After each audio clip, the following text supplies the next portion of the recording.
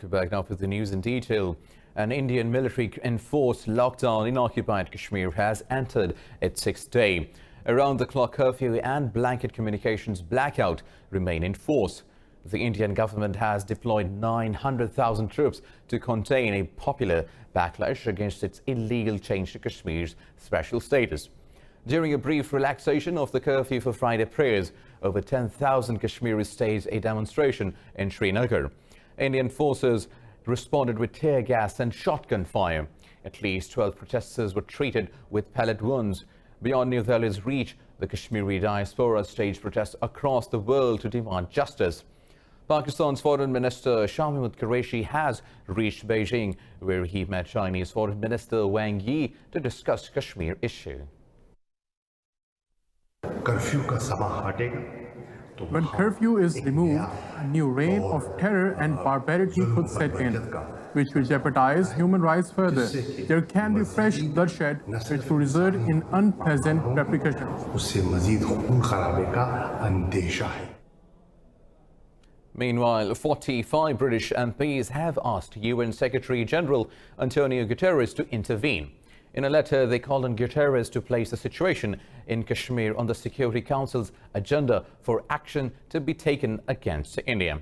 Now, still on Kashmir, Prime Minister Imran Khan has briefed the King of Bahrain, Sheikh Hamad bin Isa Al Khalifa, about the evolving situation in occupied Kashmir. In a telephone call with the King, Khan said India has violated United Nations resolutions by illegally revoking the occupied region's special status. He said Indian-occupied Kashmir is an internationally recognized disputed territory and New Delhi cannot unilaterally change its status. Prime Minister Khan said the international community must play its role to stop India from this irresponsible actions in order to maintain peace in the region. The King said Bahrain is monitoring the situation in Indian-occupied Kashmir with deep concern and hopes the issue will be resolved through talks.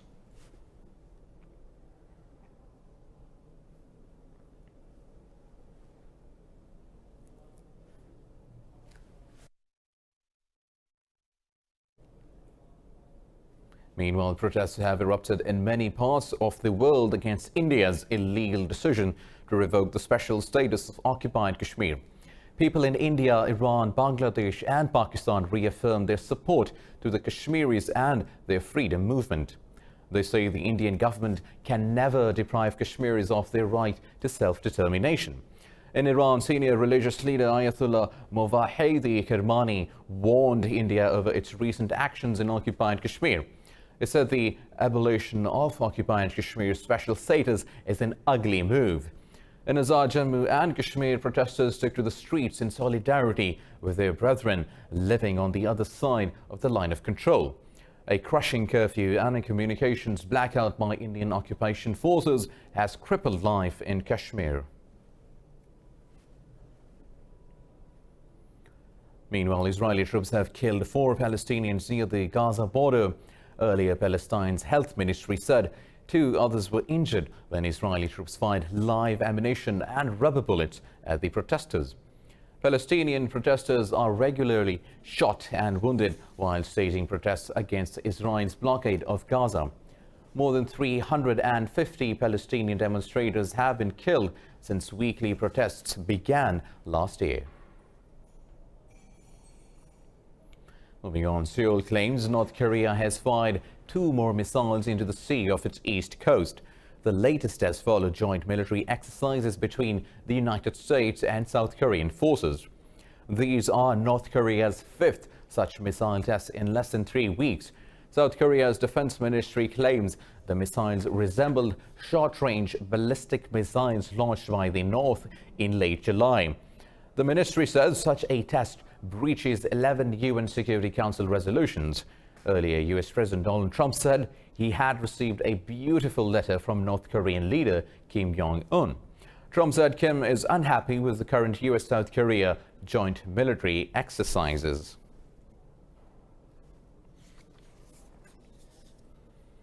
In Chad, fighting between rival ethnic groups has killed 37 people. President Idriss Déby says the deaths happened over 3 days in the eastern province of Oyadi. President Abiy says the communal conflict has become a national concern. The president earlier proposed military codes to curb the unrest, but was denounced by the opposition. Violence between nomadic camel herders and sedentary farmers over land has escalated in Oide. In India, 28 people have been killed in the southern state of Kerala after torrential rains caused landslides and flooding. Dozens of people are feared trapped after landslides in Wayanad and Malappuram districts. More than 64,000 people have been evacuated. The Indian Navy has opened an airfield for commercial flights because Cochin International Airport has been closed by flooding. Heavy rains have also hit the western states of Maharashtra, Goa and Karnataka. Local authorities say Kerala has been releasing water from 13 dams to avoid the water level rising dangerously.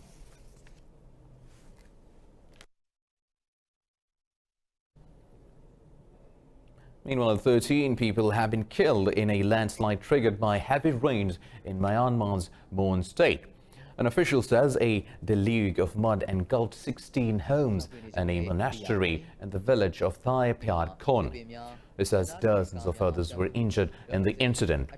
Floods have also forced tens of thousands of people to flee their homes across the country. Over 700,000 people have been evacuated after Typhoon Likima made landfall in the eastern Chinese province of Zhejiang. The 9th typhoon of the year is expected to move northwest up China's coast. Authorities have cancelled over 1,700 flights in the region. They have also issued a yellow alert for torrential rain and flooding for the provinces in Likima's path.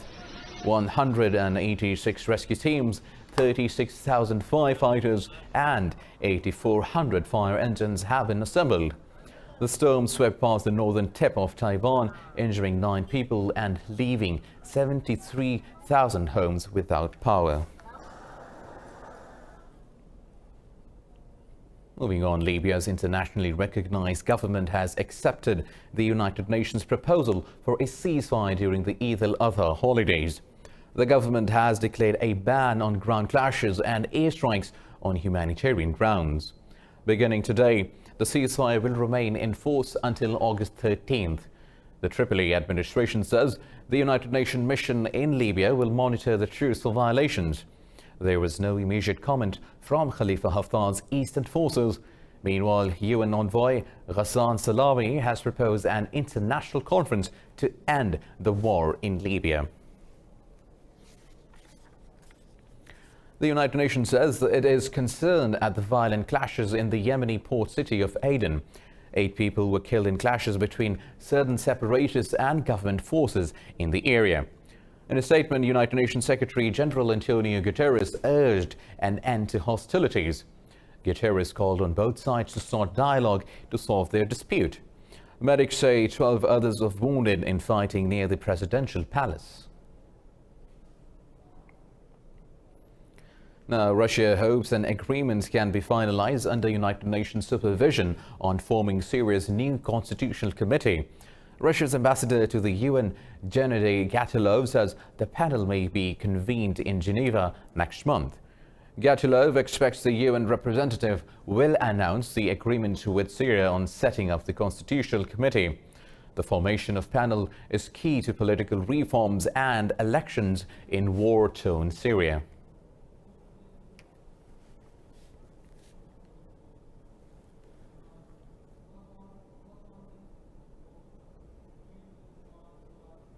Moving on, Iran says any maritime presence in the Gulf from outside the region will be a source of insecurity. Tehran warned against the presence of Israel in a planned collision to patrol the Strait of Hormuz. Foreign Minister Javad Zarif says the Persian Gulf is a vital lifeline and national security priority for Iran. He says Tehran will not hesitate to safeguard its security against any aggression. Earlier, Britain announced it will join the force amid rising tensions with Iran over the seizure of oil tankers. US President Donald Trump says the views of the pro-gun rights NRA on gun control should be respected. Trump says leaders of the House of Representatives and Senate are discussing expanded background checks for gun sales. It says guns should not be placed in the hands of mentally ill or deranged people. You have to remember, and I've said it, it's a big mental illness problem. And the gun doesn't pull the trigger. A sick mind pulls the trigger. So we want to take that out of the equation. The president's remarks come after 31 people were shot dead in Texas and Ohio last weekend. Now moving on, British Minister Michael Gove says the UK could become a force for free trade globally once it leaves the European Union. A statement follows Prime Minister Boris Johnson's letter to civil servants, asking them to prioritise preparations for leaving the bloc without a deal.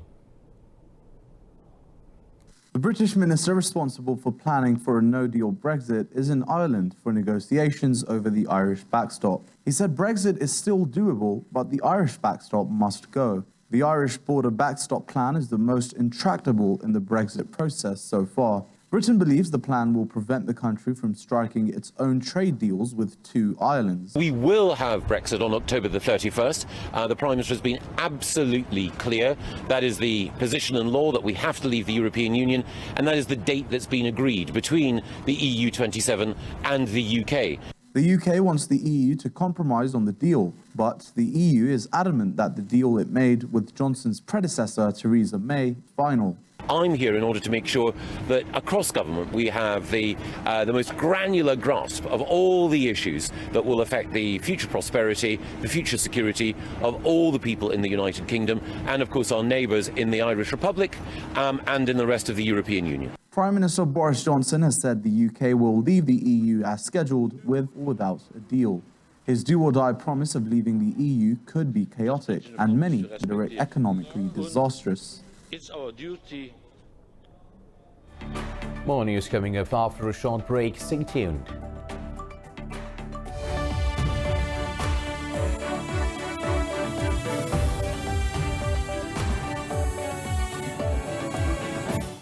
Welcome back now. Moving on with the news stories. In Tunisia, at least 69 people have thrown their hats into the ring as the country prepares for the presidential elections next month. Tunisian Prime Minister Youssef Chahed is among them. The Election Commission will announce the names of eligible candidates on August 31st. Originally slated for November, the elections were rescheduled after the death of President Beji Caid Essebsi on July 25th.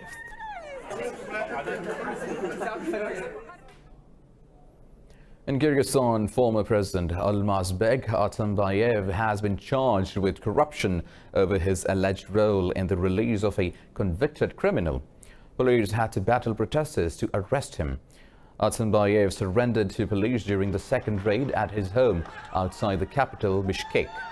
His supporters repulsed the first raid in clashes with special forces, leaving one dead and dozens injured. In June, Kyrgyzstan's parliament stripped Atambayev of immunity and his official status as a former president.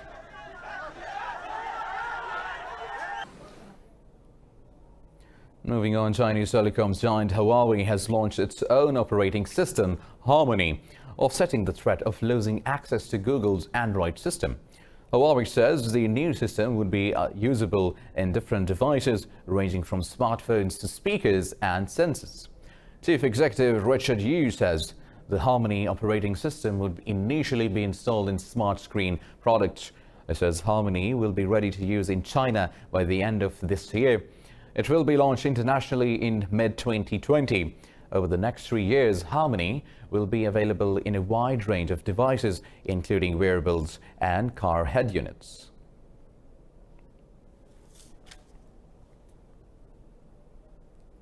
More than 2 million Muslims have gathered in the holy city of Mecca for one of the most important rituals of Islam. The pilgrims will attend the Hajj sermon today at the Nimra Mosque on Mount Arafat.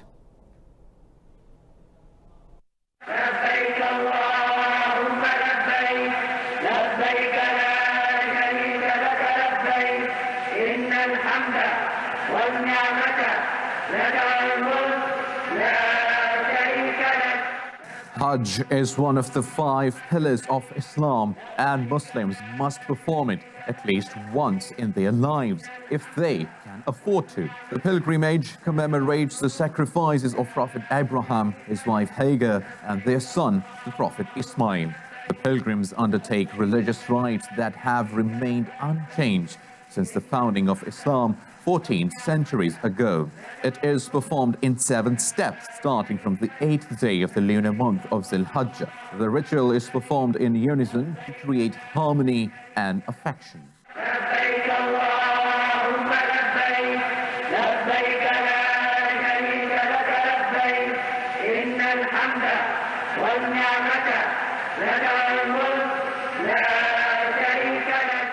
If you come here, you will benefit a lot. Praying with your brother Muslims, praying with your white brothers, because Islam will unite all of us, whether black or whether white, we are all together.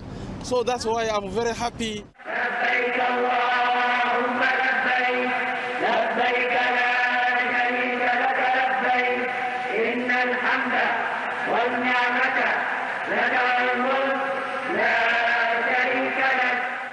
The Hajj in Islam unifies Muslims of diverse ethnicity and nationalities. You can see here people from all nations of the world,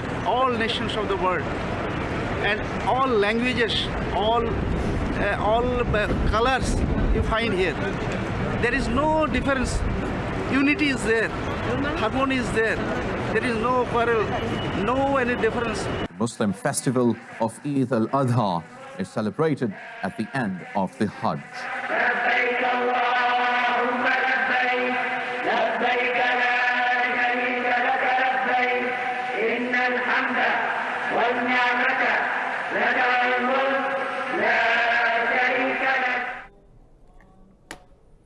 Now, an unorthodox Indian music star has won hearts online with her big teeth, lustrous white coat, 4 legs and melodic braying at mealtime.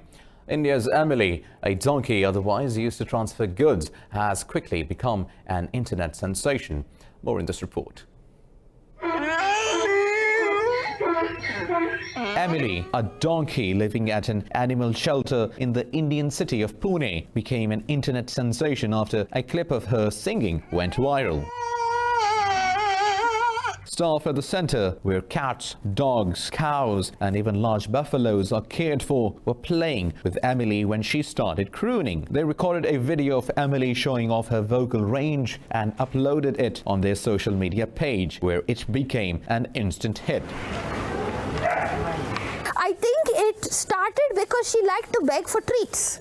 So the moment like she sees a treat bucket or she sees that it's time for food, she starts singing, and I think it's kind of her way of saying that I should get fed first. But this building star has a long way to go now.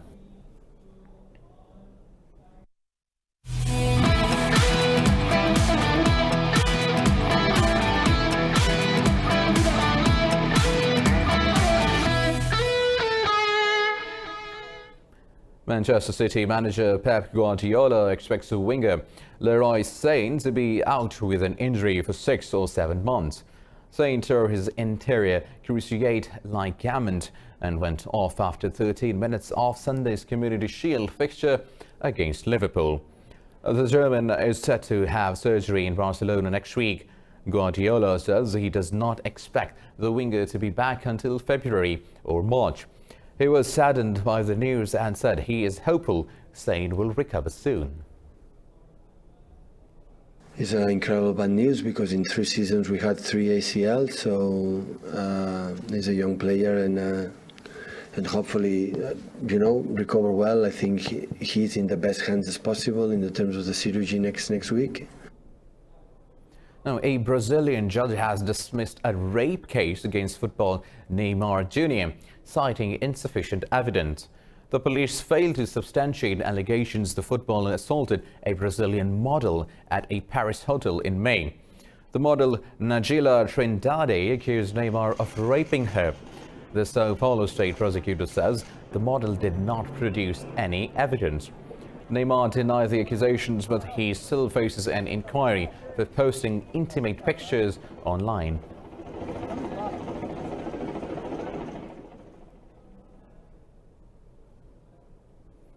The National Basketball Association and the International Basketball Federation has organized a training camp for the first time in Senegal. International coaches are training young would-be stars seeking a future in the sport. 16-year-old Vanessa Diassa is one of 4 Senegalese women basketball players. Pursuing their dream of playing in the Olympics, he has spent a week of intensive training at camp. I want to play in the Olympics. I have a lot of dreams. Senegal. Vanessa received the Most Valuable Player award at the camp. She started playing basketball when she was 8 years old. The budding star's mother, Astou Diatta, had a stellar career in the sport. Because I'm a woman, I'm from here, I'm Muslim, I live the culture, and I went to a different continent to see something else and experience something else, and chasing success and the sports at the highest level. Diatta faced a lot of difficulties while following her dreams. She says things have changed now as both men and women get the same opportunities. With this in mind, she hopes that her daughter will be able to fulfill her dream. Now in football, late deadline day transfer deals have taken the English Premier League's spending on new signings to £1.4 billion. Top clubs shelled out £170 million before the deadline expired on Thursday. The biggest transfer deal saw Inter Milan signing of Belgian striker Romelu Lukaku from Manchester United for £74 million. Everton signed Nigerian winger Alex Iwobi from Arsenal in the closing hours of deadline day for £34 million. Arsenal bought Celtic left-back Kieran Tierney for £25 million and Brazilian centre-back David Luiz from Chelsea for £8 million. The Gunners were the summer's biggest spenders, splashing out £155 million to boost their squad. Champions League runners-up Tottenham have recruited Real Betis midfielder Giovanni Lo Celso on loan. They also signed Fulham winger Ryan Sessegnon for £25 million.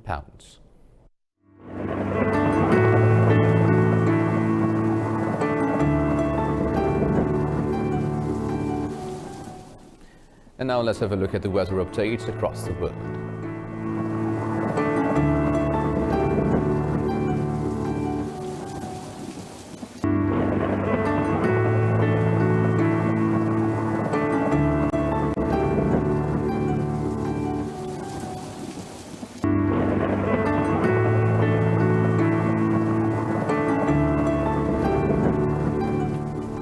With the weather update, we come to the end of this bulletin. For more news and update, keep watching Indus News.